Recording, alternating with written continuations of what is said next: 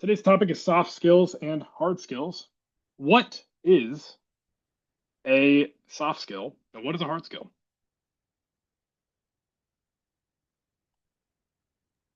Hard skills are your, technical knowledge, Hmm. while soft skills are more so like communication. Okay. I love that you use communication there because that's like probably the one word that I would use to summarize soft skills. But yeah, I mean, spot on, man. I usually summarize it a little bit with this as well, is that your soft skills are something you're going to use in every hard skill, and hard skills are something you can usually tangibly show, right? Um, Soft skills are a little bit harder to demonstrate depending on stuff. Like I can't just tell someone I'm a great communicator type of thing, but I can just tell somebody I did this X hard skill. Uh, but the better you get at them, the easier you can communicate both skills rather than just one or the other.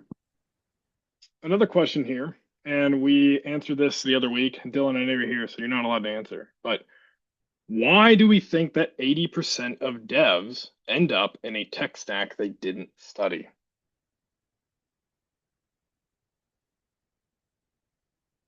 Dylan's sad. We won't let him answer. Could it be because they got hired based on their soft skills more than their hard skills? That's a good way to look at it. Yeah. It's yes, your hard skills are going to matter. I'm not going to sit here and tell you that they don't matter, but I would say a very large percentage of it is your soft skills because at the end of the day, they can teach you React, they can teach you C sharp, they can put you in situations, learn it, but they can't tell you to not be an annoying jerk, right? Um, Guys, these people are hiring someone to be with them for 8 hours a day. And if you're a jerk, if you're not fun to talk to, if you ramble every single time that you talk, they don't want to be around you, right? Which brings me to my next question. Let's talk about some interview questions that we get asked and why we're even asked them in the first place, such as who are you? Why even ask that? Why does it really matter to the job? Like, yeah, it breaks the ice and stuff, but there's a much deeper reason for asking that question in the interview. Why?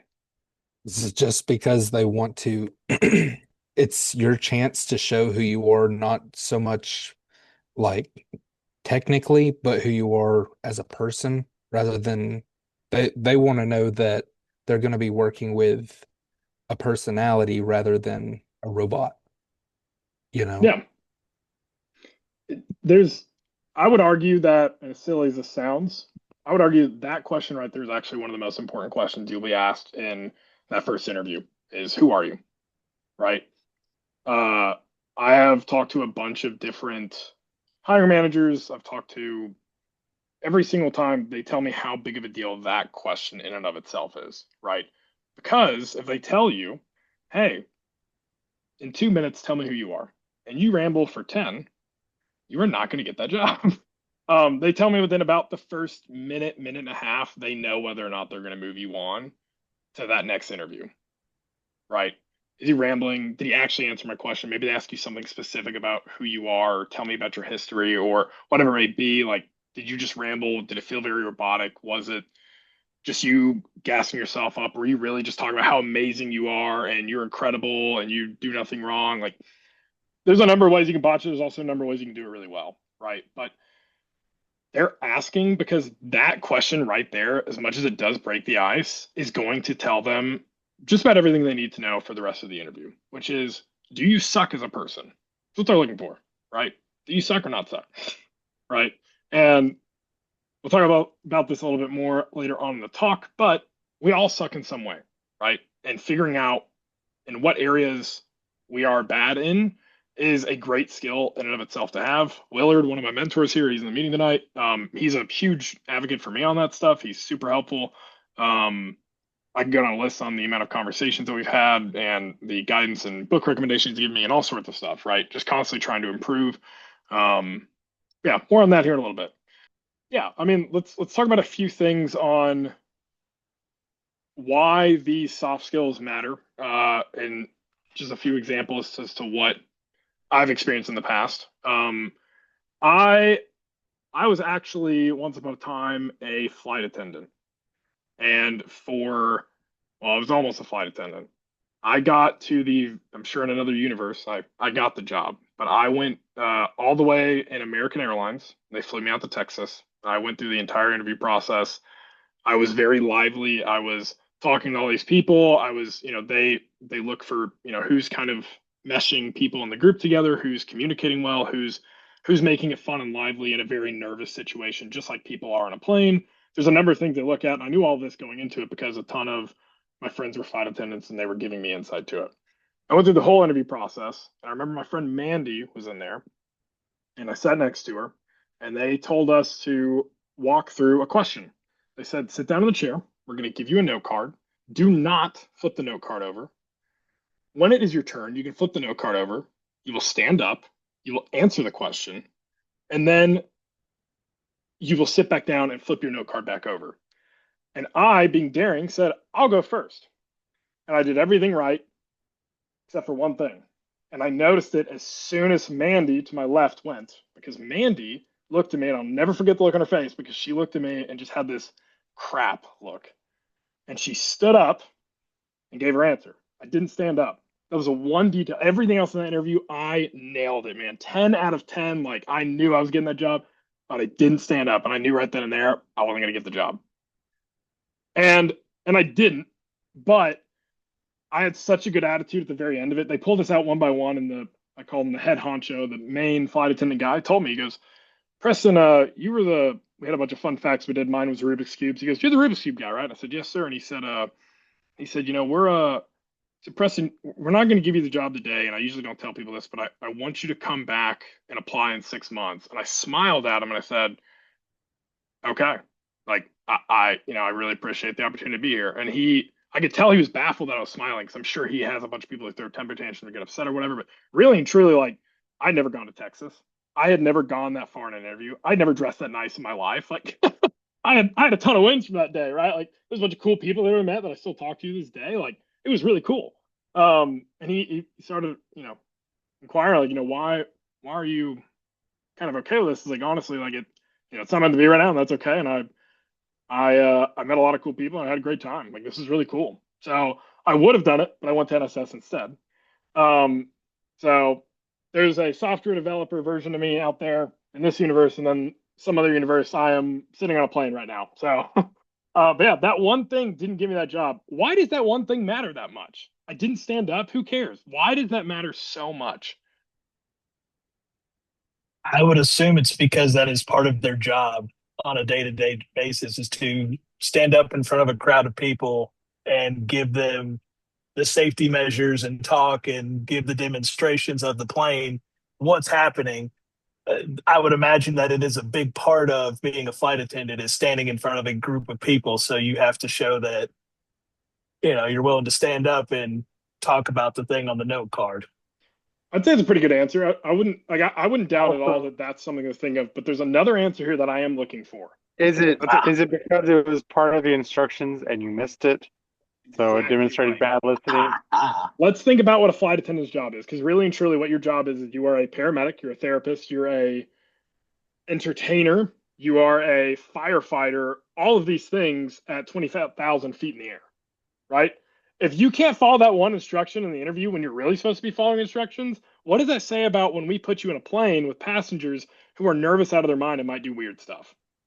But that was not a hard skill. That was a soft skill of, did you listen intently? And like, the question even on the note card was, if you were to have one celebrity that you could take to dinner, who would it be? They didn't care who I was going to take to dinner. They cared about, was I going to follow the daggum instructions or not? And I didn't. So I didn't get the job, right? But hey, I'm glad where I'm at now. I think that's always a fun story. And I always think, I'm like, I wonder how Airplane Preston's doing. He's somewhere out there, right? So guys, like, they're going to give you the answers they're looking for in these interviews. Usually they're going to be telling you stuff. They're going to, like, hey, tell me in 2 minutes. Okay, he wants 2 minutes. I'm going to give less than 2 minutes just to make sure, right? Or I'm even going to start my watch to make sure I don't go over it, right? I'm going to listen, and I'm going to adjust my strategy from there. So But yeah, so I mean, they ask you who you are because there's a question under the question, and it is really like, are you going to listen? Can you communicate? A number of other things. They're really looking for those soft skills, right? Because they're looking for that first before they're looking for any of your development skills. I always think about, and I had a guy that I used to mentor who's a lot like this, but he'd just walk into these interviews or any conversation with me. He's like, I'm the man. I'm the man. It's like, that's not fun to be around. He just thought he did AI stuff better than anyone he had ever met. And I was like, I bring stuff up to him. He's like, what's that? How? What? Like, it's very obvious he wasn't, but he was telling me he's going into the interviews telling these HR people that, I'm coming in and I'm telling them how I'm going to change their whole AI workflow and make the 10x their process. I'm like, dude, no, you're not. You're a junior dev. Like, you're not going to do that. Right. So, it's, don't be that guy, right? Don't be that guy. They are looking for somebody to work with 8 hours a day. Be that person that not only they want to work it with 8 hours a day, but you want to work with 8 hours a day, right? And if you're working towards who you need to be, then well, you're going to end up finding the right people around you, just like friends, just like relationships, and just like a job. Let's look at how you identify the gaps in your soft skills. This is going to sound a little self-helpy, but honestly, I think it's necessary from the amount of practice interviews that I've done with a bunch of people and a lot of the conversations I've had. I see a lot of people not doing this process. So I think it's really relevant for what we cover here. How many of you guys have heard the term, where's the poop? I love this phrase. Anybody know what where's the poop means?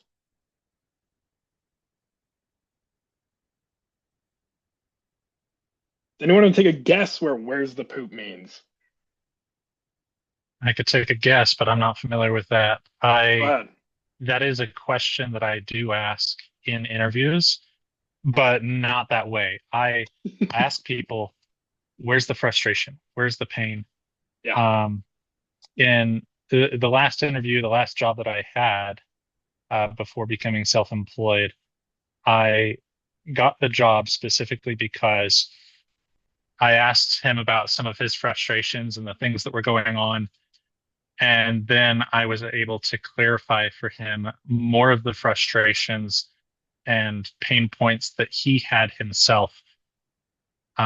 Just, kind of explaining how much I understood of the frustrations that they had and where they come from, why they're there in the first place, and how to avoid them, what kind of shifts need to happen to not have them anymore. And that is literally what got me the job. Preston was asking the question about developers getting hired for a code stack that they haven't used before. That was literally that interview. And I was unfamiliar with the code stack, but I've used so many code stacks that wasn't even a question for me. Like, yeah, well, it's familiar enough with in all the other languages and frameworks that I've used that I could figure this out. I've done this a long time. But that's not what gets you the job. What gets you the job is the confidence of the person that is hiring you. And the confidence of the person isn't based on what tech stack you're in. It's based on the level of understanding that you have around the issues that they are currently experiencing and what is necessary in order to overcome those current obstacles. Well, I want to make a point here and ask you another question off of that. And I already know the answer, but you went into this conversation. You said you were talking to basically a stranger and then told this guy, or revealed to him, or helped reveal to him, or whatever it may be, that what his frustrations actually were. What was the one thing you did that helped reveal that? I asked him questions. You asked him good questions. Interview, yes. In an interview, you usually think of the interviewer being the one asking the questions and the interviewee being the one that's answering them. When I'm in an interview, I much prefer to be the other way around. Yeah. There's a phrase, if you're the one asking the questions, you're the one with the power. And I mean, I personally think it's really true. But even if you're not the one asking those questions on an interview, I love that you nailed that answer too. Like, Even if you're not the one asking questions in the interview, you better have like 10 questions at the very end of that interview, at least, like to be like, hey, like, I want to know about this, I want to know about this. Like, I always bring up 15, 20 questions written down about the company or anything I'm curious about. And as they're answering them, I'll write out the answer next to them or I'll cross it off or whatever it may be. And then at the end of it, I have at least like 8 left that I can ask them. Those questions are going to make you stand out more than anything. Quick little tangent on this. When I first started my job hunt, like I was getting wrecked. I got laughed at in an interview. Like I hated interviews, like petrified by them. One of her managers has to do a lot of interviewing stuff, and she reamed me with questions and stuff. Ended up just, it was honestly a very embarrassing experience, but very humbling too. Of like, I thought I had these great communication skills, but professionally, they were dog water. I ended up finding a lot of things that I was doing wrong in it, and I went forward and within like a month and a half of just sitting there and really practicing this stuff, I got 3 job offers in 30 minutes. All 3 companies called me.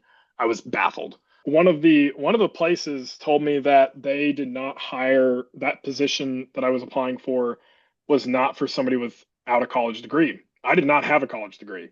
And so for some reason they thought I did.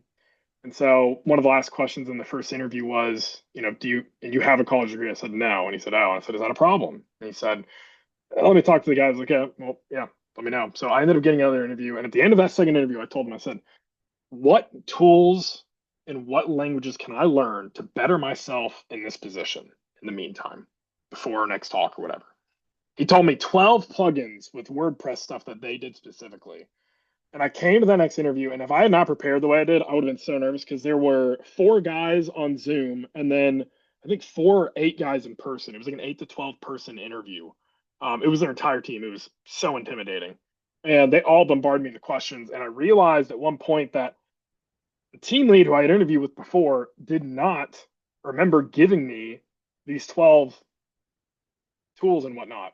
So as we were talking, one of them asked me, if you were to do this one thing, how would you do it? I said, well, if I didn't already know that you use this tool, I would have gone about it this way. And like as soon as I said it, that dude sat up and his like eyes widened. He's like, oh crap. Like he actually went out and researched them. Like it only took me like 5 minutes on each of them to research what they did. But that right there, dude, like having some good questions and following up with them is huge. That's exactly what Willard did, right? He asked one question, got the info, asked another, and kept going. Like yeah, it's such a powerful thing. Good questions in and of itself will get you so far, right? So thank you for sharing that, Willard. That's super insightful, man. I bring up the where's the poop thing, which by the way is from How I Met Your Mother. It's some dude is I haven't even seen the whole show, but I've seen that episode and I love it because somebody's dating someone and she's just like, this guy's so perfect, he's so great, there's nothing wrong with him, and everyone's like, something's off. Something's off with him. I'm like, no, he's perfect. They go, no, like, where's the poop? Like, where does he stink? Right? Guys, figure out where you stink before the guy interviewing you does. Right? So that way you can actually work on yourself and get to a point where you're not showing where you stink right off rip. Right? There are ways to show how you stink in actually a positive way, but we'll cover that here in a minute. If you don't know where to start on looking at this, guys, look at friction points in your life. Look at things that you see as patterns happening over and over again, things that you struggle with. I get on a list, right? Like look at things that you see happening over and over again and have the conversation with yourself. Like take the time, whether it be looking in the mirror or whatever, or in your commute, what is it that you're doing that is setting you up for failure on X, Y, and Z thing? That's not just job interview guidance. That's in general, right? That's life. If you have honest people in your life, ask them for feedback. Your mom's probably not going to tell you that you're an annoying little brat. But if you have good friends that'll tell you, you should ask them because I have a lot of friends. I know Willard, if I asked him like, hey man, he'd tell me like, dude, you are screwing the pooch on that thing. I know Darren, if I told him, he'd probably laugh at me while I say it, right? Have friends around you that will tell you that you're doing bad on that. Hey man, that's not a good idea or whatever it may be, right? Those are the best friends to have. I don't care what you say. Like, I hope they crap on me. That makes me a better person, right? Something I was reading online, if you're not getting interviews, it's a lack of hard skills on your resume. That could also just be a bad resume or a bad, job hunt or whatever. But if you're getting through that first interview and you're just absolutely bombing it and you're not getting second interviews very consistently, I would say you have a soft skill issue, right? Willard, you look like you're about to talk up. Did you have a point you wanted to make? Not yet. You said your next section that you were going to dive into that, and that was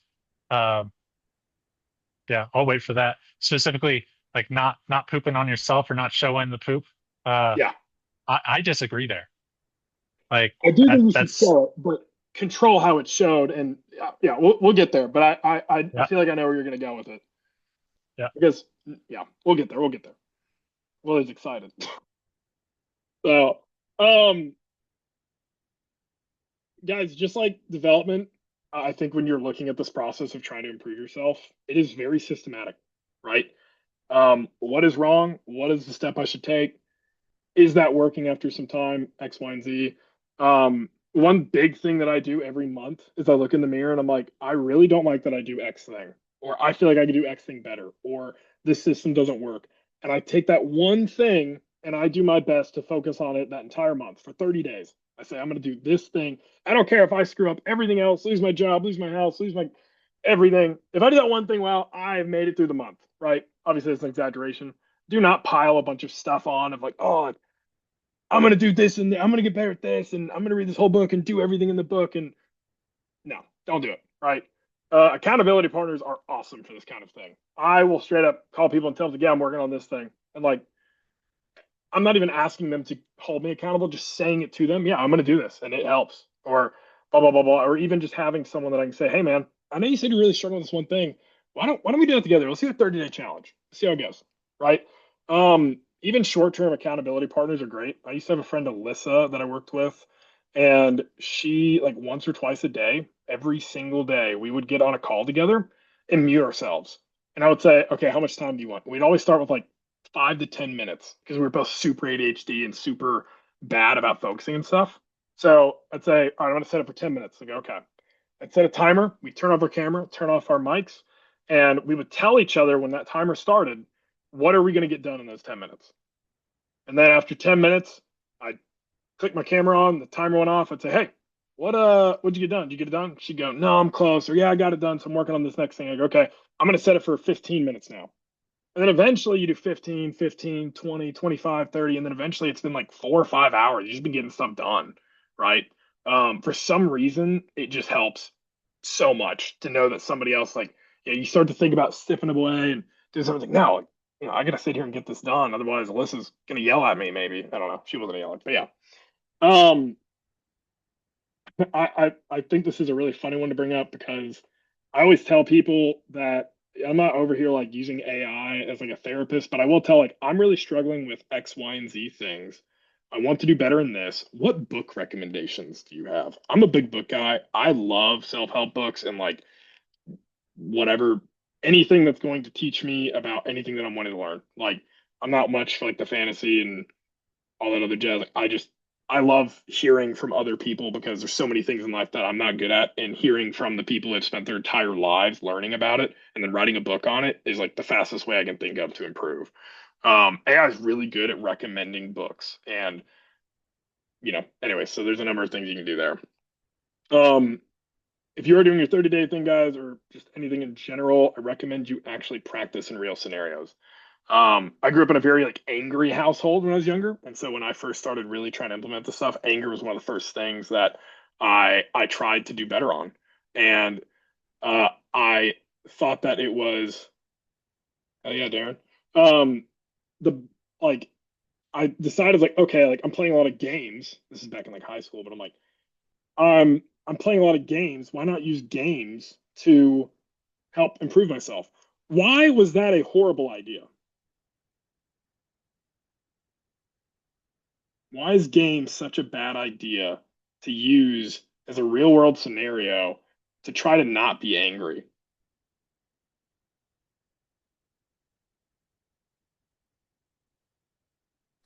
Hold on, wait, say that one more time.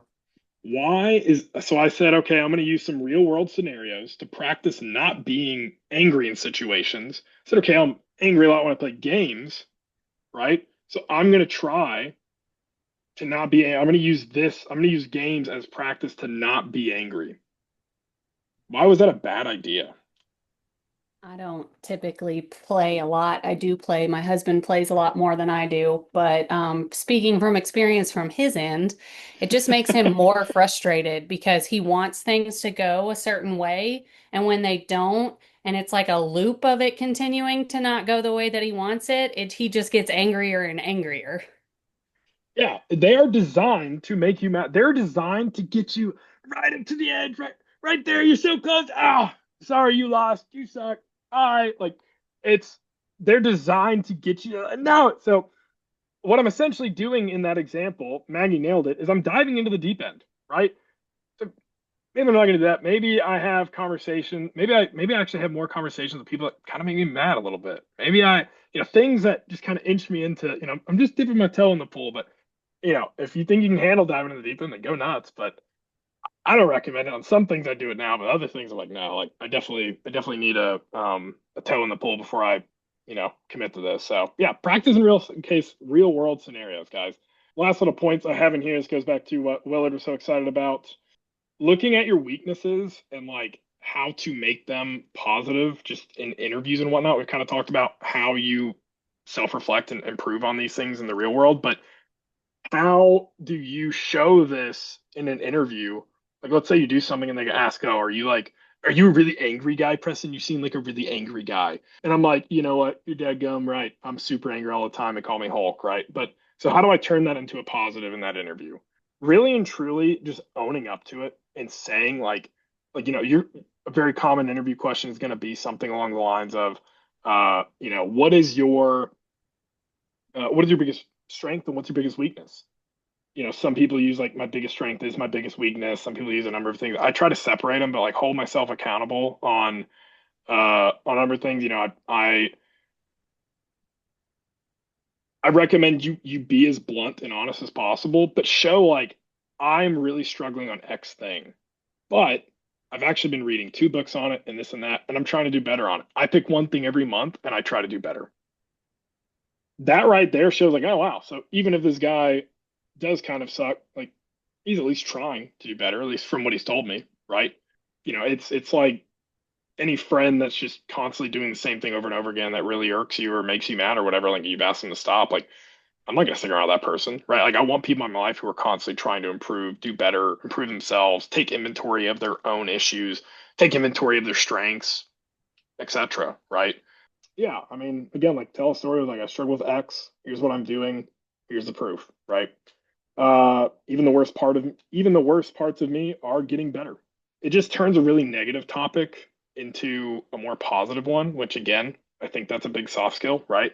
You're talking to the client and you erase the production database and a number of other things. Like, how are you gonna present that? Maybe there's no way to present that in a positive way, but there might be some way to make it less negative, right? So how are we gonna go about that? But yeah, Willard, I'll let you go to your point here, man. That's pretty much all the topics that I had.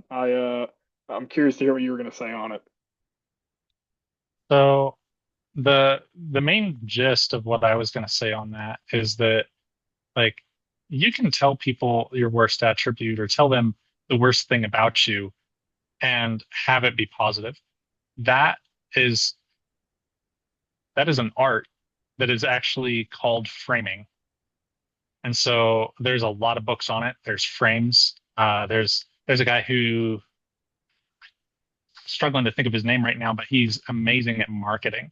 And he just talks about framing, right? He talks about a purple cow, right? You're going to remember a purple cow. They don't come in purple, at least not normally.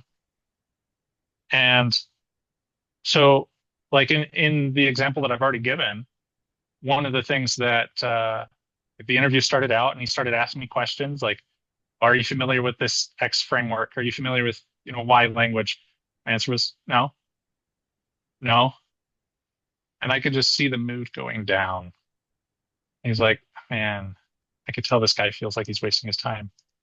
So I called it out. It's like, hey, I get it.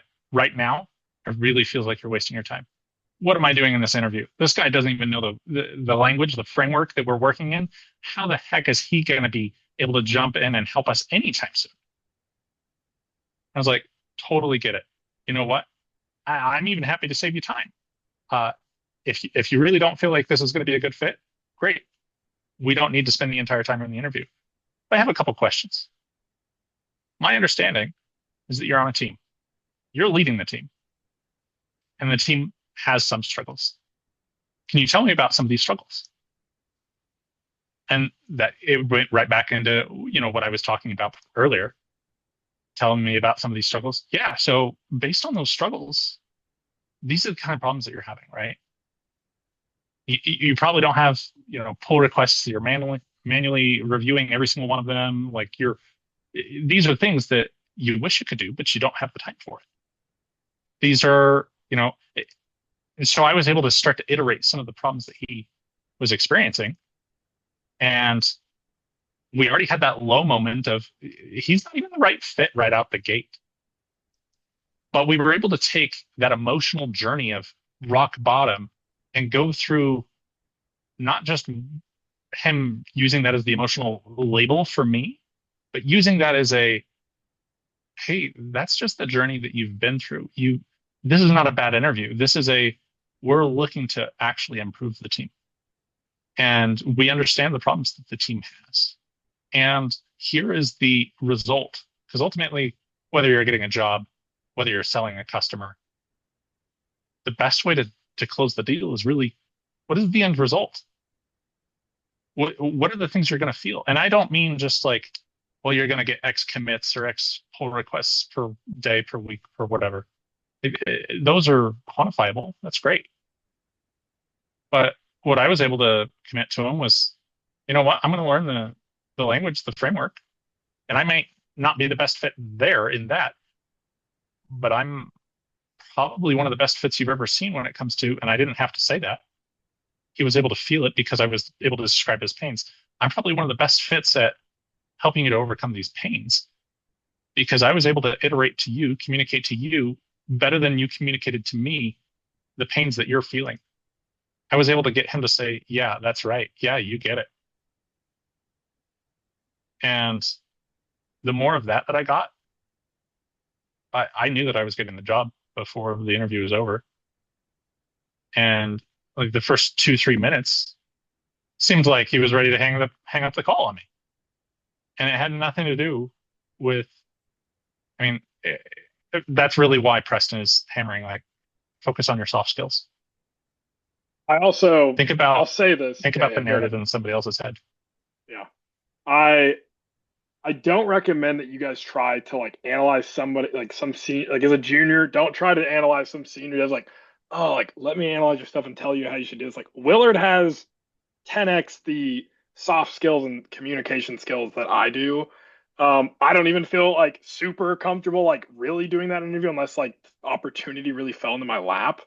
But yeah, I mean, at the end of the day, like whatever it is that you're doing, this is also just something that Willard is really good at is analyzing these issues and getting like he's good with people and he's good with processes and putting those two together and asking the right questions helps come to a solution, right? Like that might not be where your absolute strong point is, right? But yeah, I mean, all amazing points from Willard here for sure. Like it's if you feel comfortable like trying to play devil's advocate on something, I highly recommend that you do well, you guys said you do this. Why do you do that process? Why not this? Or hey, like, or just in general, why do you do that process? Right. Ask the questions that somebody may not usually, maybe they're a little uncomfortable too. Right. Again, you guys if you're a junior dev, like I don't recommend like trying to, oh, well, let me just fix your whole process. Like not that Willard came in and did that. Right. But like, Willard knows what he's talking about. He's been through plenty of dev jobs and he knows the process and he knows the people. So like, yeah, it comes with experience. But Sarah says it's a pro move, a pro gamer move. Well, what I could clarify there is that like most of that conversation was me asking questions, right? And so me proving that I understood wasn't because I'm like, oh, hey, X, Y, and Z. If you noticed, literally some of the things that I said was, are you guys doing pull requests? Do you guys have a focus on documentation? Like literally, they were all just questions.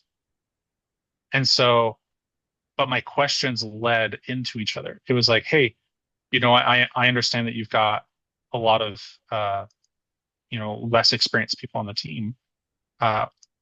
What kind of problems are you experiencing? What kind of pain points are you really trying to resolve for? Are there any team dynamics that you're seeing that are coming out? Any processes that maybe there's not enough time for, right? So you can pull that off as a junior and have it still be a pro move. For example, and this will show to your character, if you're trying to sell that, hey, you can learn anything, which is a great thing for a junior dev. When I was a junior dev in an interview, somebody asked, what APIs are you familiar with? Which ones have you used? Are you familiar with SOAP or REST? And literally at the time, I didn't know the difference between SOAP and REST. So rather than pulling out of my, thin air an answer, I said, I don't know which one I know. I do know what I've used, and here's an example of what I've used. Can you tell me, is that REST or is that SOAP? And they're like, yeah, that's REST. That's what we knew. That's what we do here. Here's the difference. And they spent like the next 10, 15 minutes explaining REST and SOAP to me. And it was me getting interviewed by 3 seniors. Like, if your goal is to get a job, great, that's helpful. But it's also like, that was free tutoring.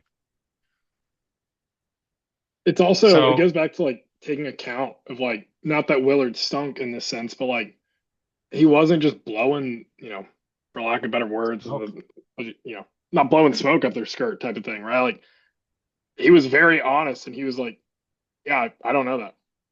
Plain and simple. Right? I can take a guess, maybe, but like, yeah, it's okay to say you don't know. In fact, I feel like a lot of interviews are looking for that. Are you just gonna pull something out of your butt? Or are you gonna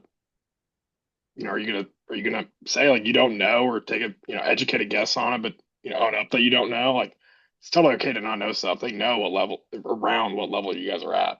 Those are all good points there, Willard. We have about 8 minutes left. I want to leave time for you guys to ask questions, maybe even stories of interviews that you guys are going through, any pro gamer moves that you guys are also pulling in interviews. But yeah, ask away. I'll shut my mouth. Later, Darren. Willard, I had a question for you. Yeah. So in that first interview that you were talking about, what was the motivation behind like asking him all those questions? Or what were you trying to like aim towards? Like what was the end goal there? Were you trying to make a connection? Were you trying to figure out, oh yeah, maybe this is something that I can work with? Like what was like the motivation behind it? Well, I mean, I don't remember what interview that was. That was like number 2 or 3 for getting into that company.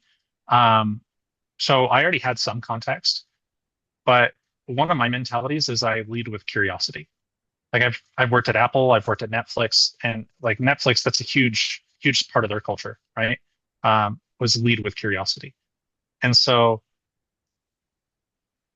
kind of coming back to what Preston was saying, think about your questions. Always have questions. I don't write down a list of questions. I'm just always thinking about questions and leading with curiosity there. And so, yeah, initially within the first 2, 3 minutes of that interview, I mean, I knew that I wanted the job. And of course, there was that motivation, right? But when it came to that conversation, I wanted to understand his experience. I wasn't really focused on my interests. I was really focused on him. If I'm not the best fit for his team and he's really got other frustrations that I'm not going to be able to help with, then maybe I shouldn't be there. But I was interested in learning that particular tech stack, that framework, that language. I was interested in being, that the job definitely looked great to me. But my motivations aside, I was just interested in understanding his experience, and if I was there, what is that going to look like? So I'm not really holding on to my own agenda. I'm really just leaning in with curiosity. Gotcha. And I let that drive the conversation. I think that really, I think interviewers can really pick up on that, whether it's like where it comes from, like how genuine it is, or Yeah. it sounds like leading with curiosity is one of our values, and I mean, you demonstrated that really well, and it comes from a genuine place. So I don't know, it just makes for a really authentic connection, I think. I completely agree. I think that the other part of that I lean into is really kind of encapsulated by the question of how present are you? And And if I'm just holding on to my own agenda, I'm not really present. Yeah.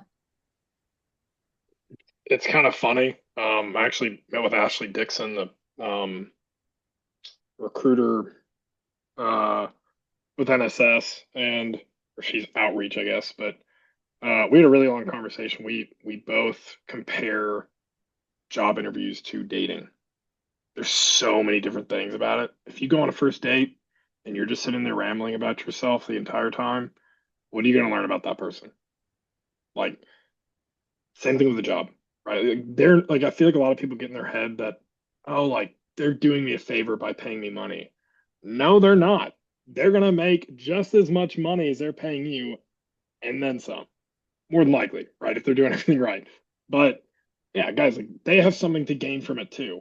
And you asking those questions not only gives you a little bit of power in it, but also shows that you can, you have every right to know what you're getting into, just like you would in a relationship, right? Um, Again, like just like Willard said, like leading with curiosity. Same thing with the AI stuff he's talking about, right? Like be curious because when the AI gives me this ramble of all this stuff, I'm like, okay, said all this, but I don't know what that is. So let me ask you about that. Let's go on a tangent in this conversation. Now let me ask you about like you can learn so much, right? Same thing in an interview, same thing in a conversation, any of it. But staying curious is the key to being successful in any field. I don't think that's just like a software thing.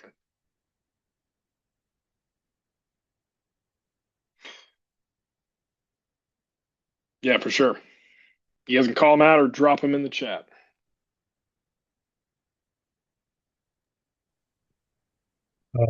Can Willard start coming to every meeting on Wednesday?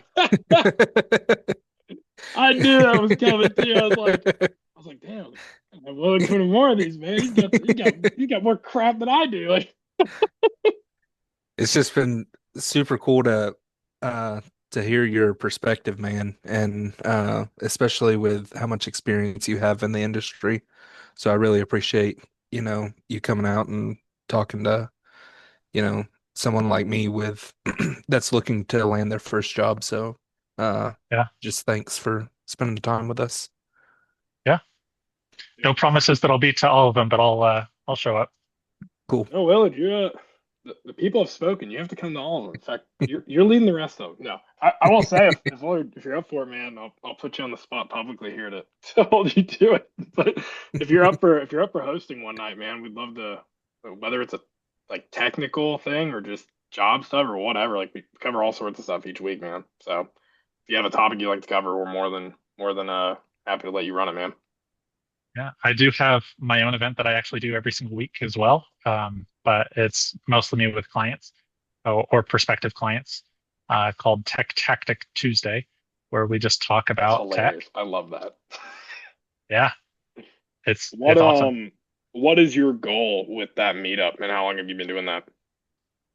Well, it's a very different audience than what we have here. So Right, they're all related. They're all business owners or right, executives or right. that sort of thing, and they've got a goal that they're wanting to accomplish. They've got something that they're trying to do, and a lot of them don't have technical backgrounds. You know, it's great to be at a company where they could actually afford software developers, but most companies can't, and they still need tech. And it's great for them to have somebody to help them not make things a terrible mess before they do have a tech. That's actually really cool. Yeah, Any other questions, guys? Oh, Dakota's got Dakota's one. got one. Yeah. Come off of We mute, talk. Dakota. Don't make me read that. Sorry, I was trying to text as fast as possible, and I didn't want to interrupt Dylan, who was talking at the time. It's like so we talked about asking questions. They are important. It shows how your interest and you're engaging. With the senior devs. But what? And you kind of touched some of them, and I can't remember off the top of my head because I was trying to take notes for myself. But what are the important questions to ask and how long? Because you also said, you don't want to sound like you're rambling, kind of like what I'm doing now, probably. But how do you like, how long should an interview take that would be considered that was a great interview? And what are great questions to ask? to show your engagement. And so you're not just over asking or asking silly questions that you could have easily researched yourself for said companies. I You know got that to was a take on that mouthful. first, Preston? Man, I have a few that I ask at the end of each interview, but like, I mean, again, just being curious, like in any situation. Like, are you talking about end interview questions or anything that just ask in general during an interview or You just know, yes? I think in general, like, Yeah, because you can always ask questions at the end of interviews as well. But I think, yeah, like, you know, and they tell you, at least going off of old jobs, not tech jobs, just old jobs that I used to work. I used to do warehousing for 13 years. And mhm, so they would tell me their core values and, you know, what was important to them and their company. And then they would say, well, so what values, you know, are important to you? Or what of our core values matches your core values? You know, stuff like that. And obviously tech and warehousing is completely two different entities. So what are important questions that I have, you know, ready to ask, I guess at the end of the interview when they're asking me said questions. It's yeah, like, you know, you want to have a good exchange back and forth, and not just to make a good impression, but like, because I am naturally curious. I just don't know the right questions or how to yeah. articulate the right question for said tech jobs because I am brand new to the field and Yeah. I yeah. think some of it comes with experience, right? Is like you'll just be like, ooh, like you'll have one in an interview, like, ooh, like that was really good. And some of you're like, yeah. But yeah, the one that I mentioned earlier, and I'll zoom through these so we give Willard a chance to talk on this because I'm sure he's got some really good ones too. Ones that I always ask no matter what is what tech sets can I or what tech tools, whatever can I learn to better fit myself better in my next interview? And I always actually will ask the first HR person that, knowing that they're gonna say, I don't know. And then I'm gonna say, well, that's fine. Could you sometimes I'll say like, I could reach out to the team lead or somebody else, or I'll even say like, great, like, could you give me their email? But could I ask them? Sometimes I'll be like, I can't give you their email. Most of the time they'll say that, but what I've done is I put a bug in that senior dev's ear of here's what I'm going to do. Granted, this sounds like a little manipulative, like Willard talked about, like being genuine in your questions, but that is a genuine question. Like I want to know what they're working on, right? And then coming up later with it and being prepared. I think just asking about them, like personally in a first interview for sure. Like it doesn't have to go straight to business, right? Like be curious about who they are and like who you're working with, because just like they don't want to work with a guy that sucks for 8 hours a day, you don't want to work with a guy who sucks for 8 hour a day. Like go through their website, look at stuff that you find online. Hunter is a great program for to help you with this, Dakota. Um, but like go on their website, like anything at all that you're just like, I don't know what this is, and you can't answer it yourself, like write it down, ask them, right? Like 40AU, the company I'm at now, I'm like one of the big questions that I remember bringing up in my interview was like, what the heck is 40? Or I didn't bring it up in the interview, but I remember looking at their site, like, why do they call themselves 40AU? And I dug through the site and figured out why. And it's like a light measurement. It's like some nerdy concept. Um, so Willard is putting some links to some stuff that'll help you with this exact thing. I've got a number of different ones. I have to pull my list, but if I remember any, whenever Willard's done, I'll bring them up. But yeah, I mean, dude, when things come up, if you just have like the little light bulb that's like, why? Like, why is that way? Like, why not this other way or something? Just write it down, ask it, right? Like, it just shows that you're wanting to learn more rather than just being content with the information you have now. So, Willard, what you got, man? Yeah. Well, thinking about what Dakota was asking there, I think that you can kind of divide your questions into two categories. One of them being, like Preston was suggesting, what's your tech stack? Like those are highly specific questions that are really just aimed around aligning yourself to the role. So it doesn't have that's something that's universal, regardless of whether or not you're in software development, right? It could be, well, what kind of warehouse are we in? Is this a first in, first out? Is this you know, and I don't know all the terms that are all specific to warehouse, but there are terms around it, right? And well, what kind of responsibilities am I going to have here? Is it just like loading, unloading? Is it more around, what's in the warehouse? Is it so? Sure, I could relate a lot more to developer than I can to software than I can to a warehouse. But the other kind of category that I would put down is some of these questions, some of the best questions are ones that really have nothing to do with the role and could be asked regardless of what position you're going into, whether it's a warehouse manager, a junior dev, senior dev, any of that. Like some of the best questions um, don't matter what company you're at.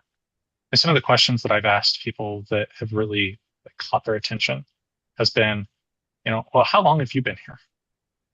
What are the things that are important to you today that weren't important to you when you first got this job, that you care about more today than you did then?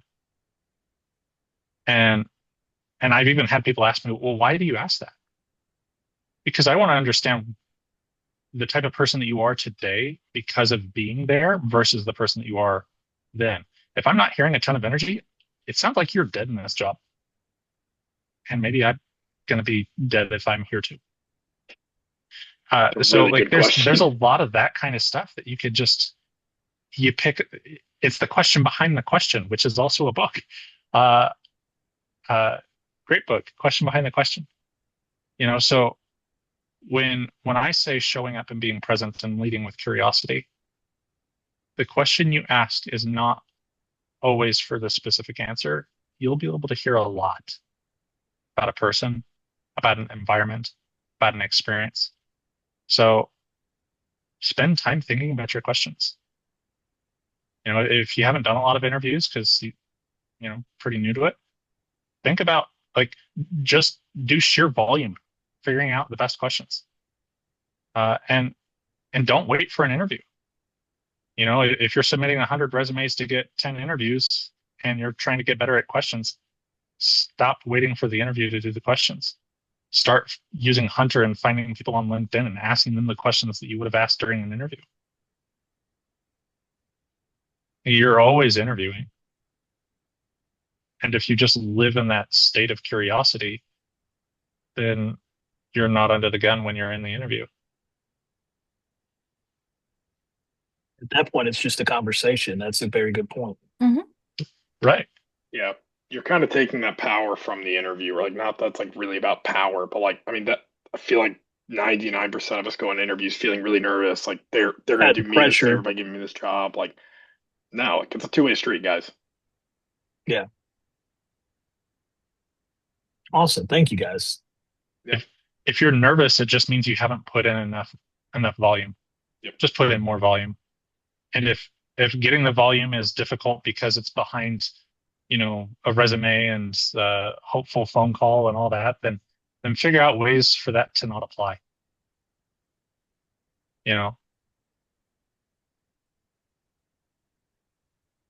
Absolutely. Go to a tech meetup and ask everybody all the questions. Go to a conference.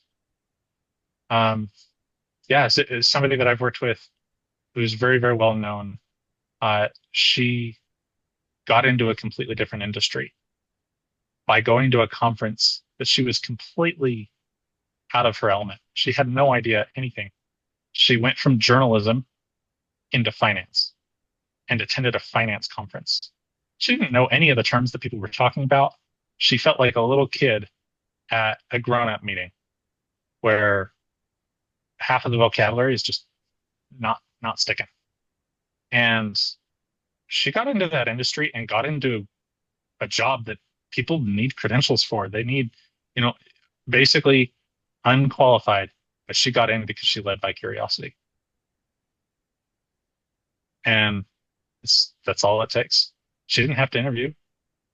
She was having the interview just by being in the place where people who do that would have been. Figure out how to be in the right room.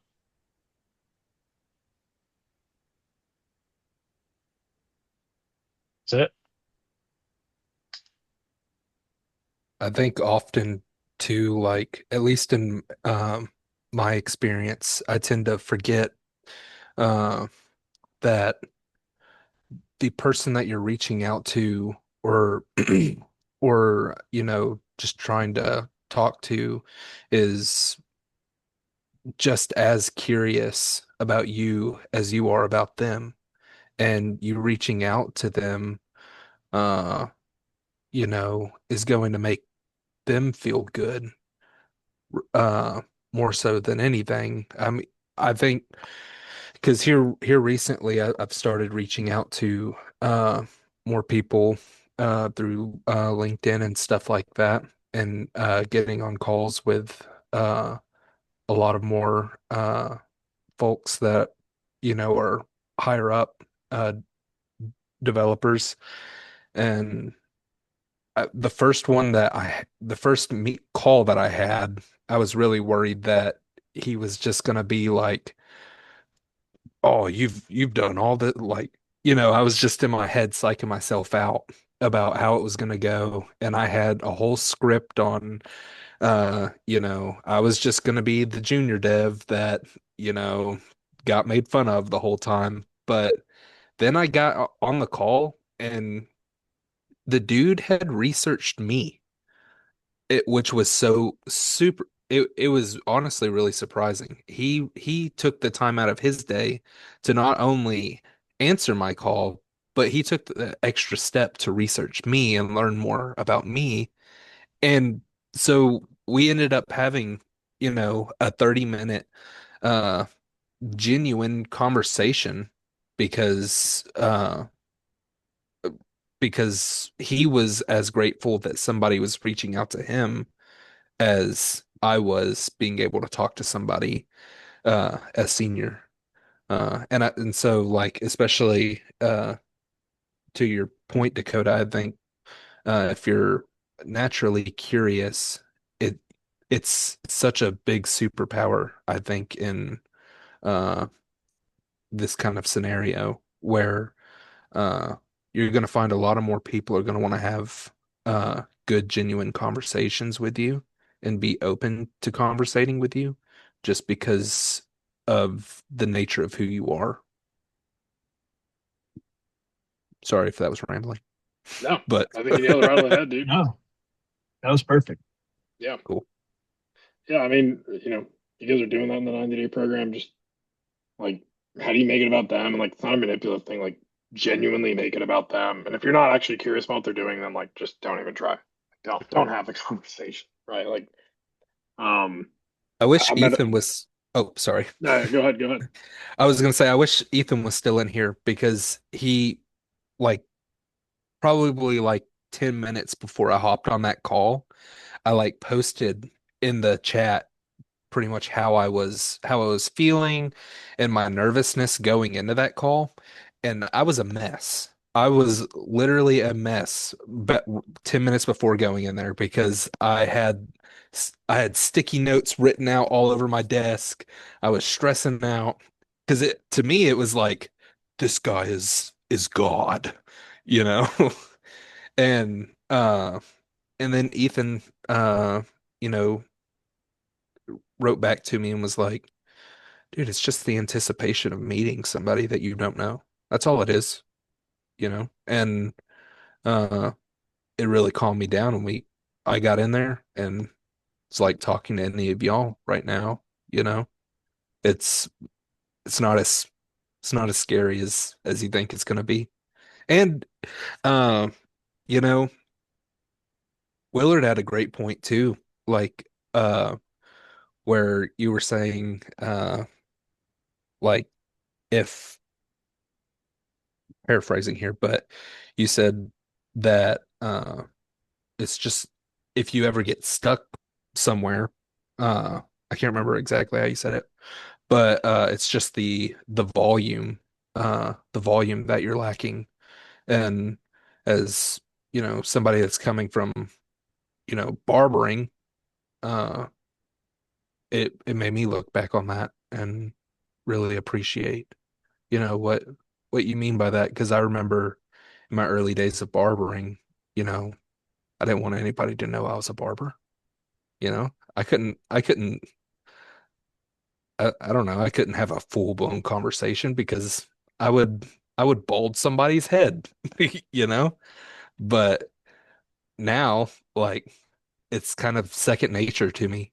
Like, I don't really mind talking technical jargon about barbering.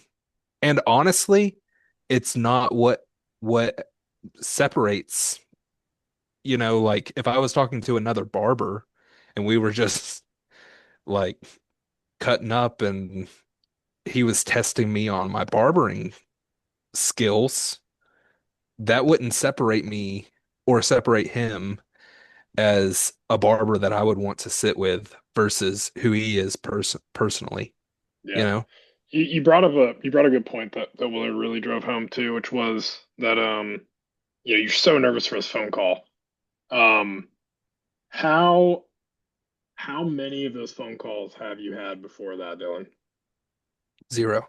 Yeah, yeah. No experience. Yep. What was the exact wording you used, Willard? No, not experience, it was volume. Mhm. Like getting out there and doing it, be active in it. Like, did you go through enough interviews and you're like, okay, like I'm either gonna do well or I'm not, and it just is what it is. There's plenty of fish in the sea. Same thing with the dating stuff. Like I always revert back to that because it's something that everybody can relate to. Is like, dude, you're either gonna do well on that date or you're not, or you're gonna slip and fall and like break your nose in front of her, and she's got to take you to the hospital. I don't know, man. I don't know what's gonna happen on this date, but hell, I'll give it my best shot, right? Like, just is what it is. So, and if it doesn't work out, then I'll go on another one, and that's okay too, right? Um, just is what it is. So, yeah, keep having the conversations, keep getting out there. First ones are always the most nerve wracking. Anything you do is always the most nerve wracking the first time. Started posting like YouTube shorts and stuff. I was so nervous, just putting my face out there. I felt so weird about it. It was in my head for like 2 weeks, and I finally just like did it. Like, dude, you're posting a YouTube short. It's like 30 people watched it. Why were you so nervous? Right? Like, move on, get up and go. So, yeah, get out there and do it, man. That's awesome. Any other questions, Will? Or you got any other points you want to make, man? I would just say that the best life hack is get so comfortable with being uncomfortable that that's the big thing, right? Like just like you being a barber. Uh, I had somebody just 2 weeks ago come over to my house who was like, you know what, the groomer hasn't been available, and I just really need to groom my dog. I'm like, I've done it. I've got all the stuff here, and yeah, I could help you, but I don't know if I set the frame before you came over that my way of helping you is getting you to do it yourself. And and so I had somebody who learned how to groom her own dog. And because she didn't have that volume and she was really nervous about it and really didn't want her dog to look ugly, I'm like, I got a dog right here. Groom mine. Make her look ugly. She ain't going to be seen by anybody. Get the nerves out before you get going. And so she got to groom my dog just a little bit, didn't even finish, and developed had enough of it done that she was able to say, you know what, I think I'm confident enough to do my own dog now. Let me go ahead and do that. And that's all it is. Like, get comfortable with being uncomfortable and get in the reps. Willard, the software developer and dog groomer extraordinaire. I'm a terrible dog groomer. Unless Dude, if you want your dog to look exactly the way that my dog looks, it's fine. But like most people don't. I groomed my own dog for a while, and he's usually the most laid back dude, but man, he would get so mad, and it was like a wrestling match for like an hour. He just looked horrible, and now I just pay the $60, let somebody else do it because it's not worth it to me. Yeah. A big old poodle. Yeah. She's been right here at my feet. But that's all it is just put in the reps. Yep. Have the conversations. It's not as scary once you've done enough of it. You know, pay attention to how you sound. Use things like poised. You know, your body language communicates, your tone communicates. So, yeah, just do the work. Cool. If anybody has any other questions, you're more than welcome to throw them in the chat or ask them now. Thank you guys for joining. Huge thanks to Willard. Like, super great advice. Love that I got to work with him. Love that he's in my life. Like, dude is giving me so much guidance on stuff, and he's one of those people that, again, like I said at the beginning, he's not afraid to tell me like, hey man, like you're kind of screwing that up, but because he has such great soft skills, he does it very gently. But he definitely tells me, and I definitely leave the conversation being better than what I was before, at least knowing what direction I need to take to be better. So, other than that, I will leave you guys to it. Enjoy the rest of your Wednesday night, and hopefully I will see you guys tomorrow. Thank you again, Willard, and thanks for everybody for joining. Thanks, guys. Good to see y'all. See you next time. Thank you guys. Have a good one.